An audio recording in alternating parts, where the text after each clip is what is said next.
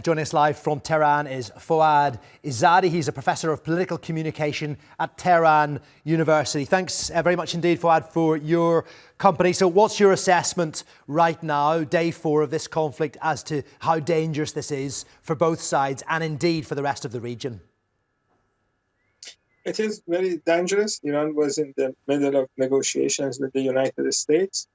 And then 2 days before the 6th round, you had Israeli attacks. And Netanyahu had an interview with Fox News yesterday, and he said this was fully coordinated with the Trump administration. And Trump basically wanted to surprise Iran. That's why they had this ploy of negotiating, but in reality, they were planning for war.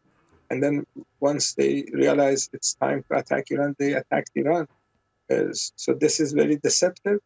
People in Iran, even people who don't support the government, realize that the country has been attacked unjustly in the middle of negotiations, and they don't like it at all. We have had more than 200 civilians killed, and I think the Iranian military is working hard to make sure the other side pays the price. And yet President Trump still appears to be signaling that he thinks there could be a diplomatic solution to this. We understand he's going to be pressed on that by other world leaders at the G7 summit in Canada. They'll be looking for answers as to why he thinks that a peace deal could happen soon. You know, that's what he likes. He creates wars, he creates mayhem, and then he comes as the savior and the peacemaker at the cost of tens of women and children getting killed. So I don't take Trump seriously about his statements. No one does in Iran. I suggest you don't do it.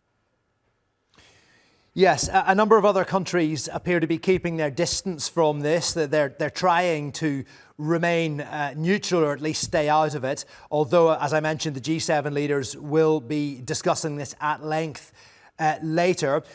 Key to all of this, though, is the IAEA's assessment of what Iran has been doing with its nuclear program. That came on Thursday, suggesting that Iran has been non-compliant. Is that something that needs to be changed before this can be resolved?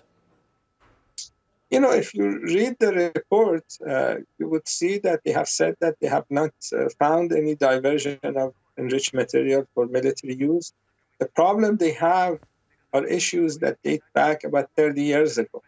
And when we had the 2015 agreement, those issues were supposed to be closed.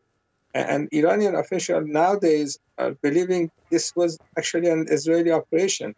They brought some fissile material into different couple of sites in Iran, so they could cause these type of reports coming from IAEA.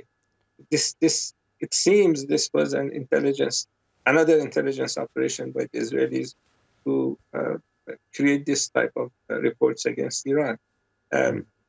As you read the report, you will realize that not in this report, not in previous reports, IAEA has never accused Iran of building a nuclear weapon.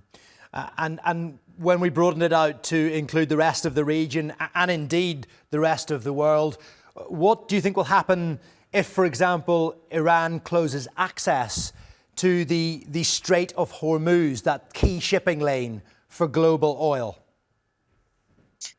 You know, Iran has been attacked unjustly without provocation, without any reason. They want to do regime change. It's not up to Netanyahu or Trump to decide who rules Iran. It depends. It's the job of Iranian people to determine that. And when you push a country too much, they will react. So they may close the Strait of Hormuz.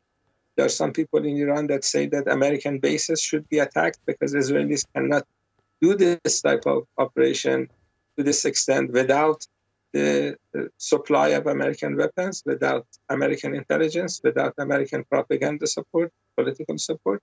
So the United States is joining Israel in attacking Iran, and their bases should be legitimate targets for Iran.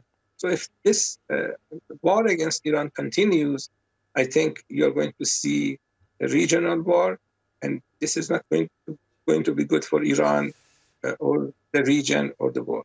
Yeah, indeed. But you would have to say attacking those US bases would indeed be a gamble. We'll have to leave it there. Foad, thank you very much indeed for your analysis on the NewsHour today. Thank you.